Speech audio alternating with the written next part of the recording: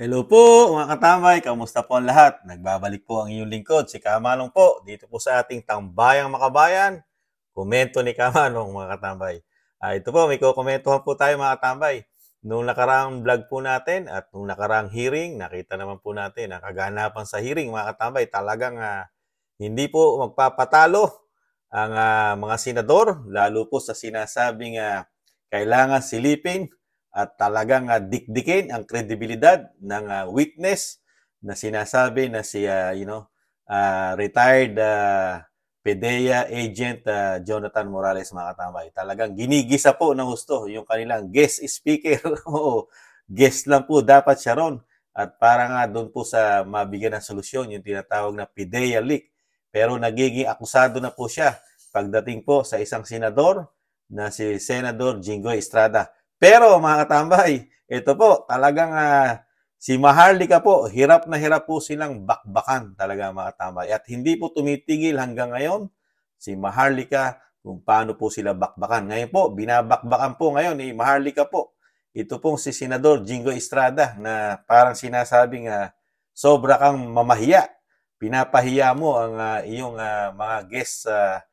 mga guest lang po dapat sa Senado para mga guest speaker lang po. Di po ba mga katambay? Ang inukumbida po nila dyan, katulad po ng Jonathan Morales, dahil nga po rito sa PDEA leak. Pero ang ginagawa po, di umano raw ni Senator Jingo Estrada, talagang sobrang pamamahiya. At talagang pine-personal na itong si Morales. Samantalang siya convicted daw, di umano mga katambay, sabi ni Maharlika. At siya mismo ay nahatulan ng pagnanakaw mga tambay, di umano. Ito, pakinggan po natin si Maharlika at komentuhan po natin mga katambay ang hindi po nila maawat-awat at mapigil-pigil na si Maharlika, lalo po sa issue po ng PDEA leak at ng droga na talagang tahasang sinasabi rin ni Maharlika na nagpupulburon di umano ang presidente ng Pilipinas at marami pang iba. Ito po, pakinggan po natin si Maharlika mga katambay. So, ano sabi ni Morales sa'yo? Ikaw nga, your honor. Convicted. Nasa serbisyo ka. Noong kinasuhan kang plunder at bribery and you are convicted. Kahit remove mo, Jingo, hindi mo mariremove yan. Sa puso, sa isip, sa social media. Naggalat na, kapopost ko pa nga lang. Ito nga mga kababayan. Ayan po mga tambay. Bago natin ituloy ang video na ito. Ano yan mo natin? Talagang tahasa sinabi po ni Maharlika. Plunder, convicted, pagnanakaw. Talagang matindi po ang banat po ni Maharlika dito po sa senador natin ngayon na sinasabing binoto po ng mahigit 15 million po yata, sabi po ng senador na bumoto po sa kanya, mga tambay.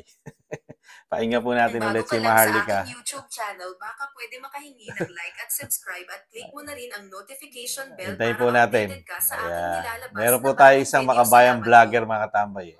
Estrada, na lumabas kang VO kaya naman nasupalpal ka ni Morales. Nasupalpal. Sabi mo, kredibilidad, ang daming kaso. Ano sabi ni Morales sa'yo? Ikaw nga, your honor. Convicted. Anong sabi mo? Huwag namin pakialaman ang kaso mo. Huwag pakialaman ni Morales ang kaso mo. Jutang Jenemes. Nasa serbisyo ka. Noong kinasuhan kang plunder at bribery and you are convicted. Sabi mo, hindi makalam taong bayan, pera ng taong... Tama po yung mga tambay Kung babalik tanaw po natin, talagang lumakasuhan po si Senator Jinggoy Estrada. Siya po isang halal ng bayan. At siya po yung politiko po noon, mga tambay. At siya po yung senador po noong mga time na yun. Nakasuhan po siya ng plunder at bribery kasi may panunuhol din po siyang ginawa, di umano mga tambay. At ito po ay convicted. At nahatulan po ito ng korte, mga tambay, convicted. Nabigyan lang po ito ng amnesty o something na sinasabing parol, di umano yata, mga tambay. Kaya po ito ay nakabalik sa pagiging politiko ulit, mga tambay. Dahil ganun din po nangyari sa kanyang ama. Kung ibabalik tanaw natin, ang dating presidente Erap Estrada, convicted din po yun, mga katambay, at nabigyan lang din po ng parol yata, di umano, mga katambay. Kaya po naging mayor pa nga po, di po ba, ng Maynila, yung kanyang ama na si Erap, mga katambay. Ituloy po natin ang mga mga pasaring at direct to the point na sinasabi ni Maharlika dito sa kapita-pitagang po senador na si Senator Jinggoy Estrada, mga katambay. Nang involved. Pinagsasabi niyo. Ha? Yung mga pinagsasalita doon. Pag nagsalita, yung sumira, yung takdak na arte-arte na kesyo may, may mga sakit-sakit. Hindi pa kayo singilin ng langit. Pinagbibigyan yung magsalita. Ikaw, Jonggoy, sabi ng taong bayan, nagduro-duro ka. Tama bang manduro ka? Wala kang karapatang manduro ng Pilipinong nagpapasweldo sa'yo. Ako ngayon manduduro sa'yo. Ayan, tanatamaan ka. Diba? Tama rin po, mga katambay. Di ba, napanood naman po natin hearing. Talagang masyadong napaka-bossing, parang boss po pagdating po sa Senado, ang style po ni Senator Jinggoy Estrada, mga katambay. Nakita po natin kung paano po siya, mag-assiste o, kung paano niya tanungin ang mga guests na pinupunta po, ang nagpupunta sa Senado, katulad po ng isang guest na si Jonathan Morales. Di po ba, mga katambay? Talagang inaakusahan na po at sinasabing napakaraming kaso, di umano. At talagang meron pang witness na kasama po na isa ring retired, PIDEA director, na sinasabi din po nila di umano na meron din po itong problema nung ito po yung nanunungkulan, mga tambay. Si retired PIDEA, I think, Director Santiago, something like that, mga katambay. At ito po nanungkulan din po ito sa panahon ni Pangulong Duterte, pero tinanggal po ito sa pwesto dahil meron din po issue ito di umano na tumatanggap po ng suhol daw di umano, mga katambay. Yan po ibang issue po yan, mga katambay. Kaya lang sinasabi po nila yung dinala din daw po na witness ni Senator Jinggoy Estrada meron din daw po anomalya di umano sa kanyang panunungkulan. Kaya rin natanggal sa pwesto noong panahon ni Pangulong Duterte, mga tambay. Kaya dito po sa sinasabi talaga ni Maharlika, talaga po totoo po yun Hindi mo pwedeng maduro-duruin talagang kung pagsalitaan mo ng hindi maganda dahil hindi pa naman convicted yung pinagbibintangan mo. Kumbaga sa sinaing, hilaw na hilaw pa at hindi pa lutong-luto. Hindi pa nga nakakasuhan ng korte na siya convicted na talagang siya nakulong, mga katambay. Hindi pa po nakukulong under hearing o something na nasa korte pa po yung usapin po ng mga kaso di umano ni Jonathan Morales, mga katambay. Di po ba? Ito po, tuloy po natin. Yeah, pina-expand yung part na yon sa record. Walang burahan, sabi ni third archivist. Exactly, pina-expand siya, pinatanggal, pina-remove. Yung sinabi, kita mo gaano kayo kapikon, kahit remove nyo yan, wisit kayo, sarap yung asarin. Ang gigigil ako pala nga. Kahit remove mo, Jinggoy, hindi mo ma-remove yan. Sa puso, sa isip, sa social media, naggalat na, kapopost ko pa nga lang. Ito, pakita natin. Okay, yung mga hindi pa nakapanood, yung mga na late, nakaka-attend. Ito, Jinggoy, sikat ka na. May nagagaling naman ng mga palanggana pa sa TikTok. Ang bilis. Ay, sorry. Palitan. Sa akin, para naman ako talaga hinusugahan. Ako'y may kaso pa na at hindi pa napapatunayan sa hukuman. Hindi kagaya po ang ating butihing senador. Alam mo, Mr. Please, pakikalaman yung kaso ko. Problema ko yun. Yung kaso mo ang ayusin mo. Your Honor. Kita mo? You decide. Tama naman po si Jonathan Morales. Yung kanya, ini-hearing pa, hindi pa tapos. Hindi pa napapatunayan na siya nagkasala ang Jonathan Morales. Samantalang nga na may kay Senador Jinggoy, convicted na talaga siya. Convicted, mga tamay, doon sa bribery, sa plunder na pagnanakaw sa pera ng bayan, mga tambay. At ito po, inamin niya po ito dahil convicted po siya. Kaya nga lang po, hindi natin malaman kung paano po ito nakalabas o nakalaya, mga katambay. Yun po ang malaking question po, mga katambay, na isang senador na convicted sa plunder at bribery pero nakalaya, mga tambay. Hindi umano. Kaya po masakit po yun sa isang senador na meron pong isang guest speaker na nasa Senado na talagang direct to the point po na yung sinalag po ang sagot na binibigay niya, ang tanong na binibigay niya kay Jonathan Morales, sinalag po siya dahil masyadong personal yun na parang ako hinuhusgahan mo na, hindi pa nga tapos yung mga kaso ko.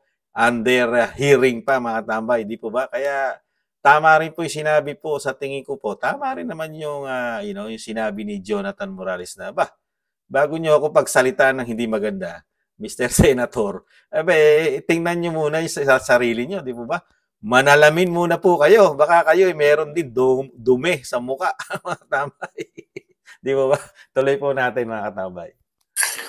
Huwag pakialaman yung kaso niya, yung kaso mo. So, one-sided. Pag senador ka, hindi pwedeng pakialaman ang pagnanakaw mo, Tama. ang pagbabribe mo. Kapag ordinaryong PIDEA agent, pwede mong duro-duruin. Pilipino, you decide. Pero naputata ni Morales, convicted ka. Tama po yun di ba? Pagka ordinary Pilipino, katulad ni PIDEA agent Morales, pwede mo nga pagsali-salitain ng kahit anong gusto mo. Pwede mo duru-duruin, di ba? Pero yung sinasabi ni Maharlika, masakit po yun. Masakit po yung sinasabi ni Maharlika, mga tambay, na porkit ikaw ay isang senador, isang lingkod bayan, pwede ka na magnakaw, pwede ka na mag-bribery, di ba? Yung po ba yung lisensya? Para sinasabi di umano ni Maharlika, isa bang lisensya na po pwede ka na magnakaw pagka ikaw ay isang politiko na? Di po ba, mga tambay? At pwede ka na magduro-duro o duro-duruin mo na isang taxpayer na nagpapasweldo sa'yo di umano. Di po ba, mga tambay? Kaya matindi, galit ni Maharlika. Pero hindi po nila masalag si Maharlika at hindi nila mapigil, mga katambay, itong si Maharlika sa mga vlog niya, dire-diretso, na talagang masasakit po ang sinasabi po ni Maharlika, mga katambay. Di po ba? Walang pigil ang bibig po nito, mga katambay. At ito po, sinisiraan din po sa social media. Meron din po ako nakita po sa ibang vlog na ito po sinasabi nila, meron din daw pong talaga sinisira din. Parang sinasabi na yung kanyang asawa, tinegi raw niya, mga tambay. Mahirap pong paniwalaan niyo, mga tambay. Kaya inano ko lang po yun. Alam naman natin sa social media ngayon, talagang pagka ikaw ay sinasabing against sa administrasyon, marami kang makakalaban nga, di umano. Maraming babanat sa'yo, katulad ni Maharlika. Napakaraming bumabanat, mga tambay. Kahit po sa inyong lingkod, Kika Manong, napakaliit ng channel, pero napakarami po na talagang bumabanat sa komento ni Kamanong, mga katambay. Talagang ganun po Komento po ni Kamanong, komento po nila yon, mga katambay. Ito po, pakinggan po natin. Ngayon, maghanap ka naman na makakausap para awatin ang social media Ganon? dahil nagba-viral ka. Po. Magba-viral ka talaga at hindi makakalimutan ng taong bayan, ikaw, Daryl Yap. Nadamay ka na. Ito, sinuportahan mo. Well, nabudot. Ako din naman. Sinuportahan natin para si Kuting. Okay. I'm just kidding, direct. Alam mo yun.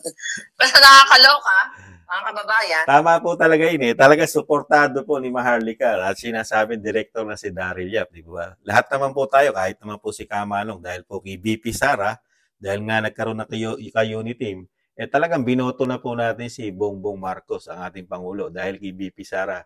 Ganon din naman po ang inyong lingkod. Kaya po natin dinala si President Bongbong Marcos dahil po sa kay VP Sara, mga katambay. Di mo ba? Kaya pero ito po si Maharlika, mga katambay, ano po ito talaga? Talagang diehard po ito. Loyalist po ito. Talagang napakatagal na po ito na Marcos. Kahit po nung mga vlog niya po na una pa. Talagang Maharlika. Kaya nga po dala-dala niya yung Maharlika na kanyang vlog, mga katambay. Di po ba? Pero sa kabila nun, talagang napakabilis ng panahon. Wala pang 2 taon. Nakita po natin kung paano po, yung dating loyalista na talagang diehard supporters ng Marcos, lalo ni PBBM, talagang ngayon ay number 1 di umano na kritiko at sakit ng ulo ng mga senador at ng first family ng ating bansa na mga katambay. Sakit ng ulo po si Maharlika. Ito po, ituloy pa natin, mga katambay. Okay? Na ipakita ni Jinggoy na siya ay above the law. Na ipakita ni Jinggoy ang mga nakaraang record, yung plunder ng tatay niya, ng pamilya niya, na ipakita niya muli na totoo lahat.